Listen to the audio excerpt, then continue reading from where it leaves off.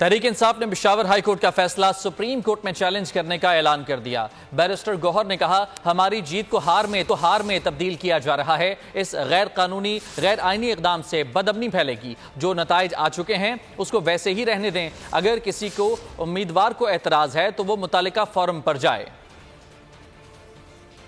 Reserve seat related Peshawar high court کا decision آ چکا ہے، اس پہ بھی خان صاحب سے مشاورت ہوئی ہے اور اس کو انشاءاللہ تعالی ہم بہت جلد سپریم کورٹ میں چیلنج کریں گے۔ ہماری سپریم کورٹ سے درخواست ہوگی کہ اس پہ جلد لارجر بینچ بنا کے اس سے جلد فیصلہ کیا جائے تاکہ جن کا حق ہے وہ ان کو ملے۔ اگر آپ ہماری جیت کو شکست میں تبدیل کریں گے تو یہ غیر آئینی غیر قانونی ایک نیا پھیلاؤ شروع کر رہے ہیں۔ ہماری ان سب سے درخواست ہے کہ جو نتیجے اخذ ہو چکے ہیں اس نتیجوں کو ایز اٹ از رہنے دے، جو اس سے اگریوڈ ہے وہ اپنے متعلقہ فورم جائے گا۔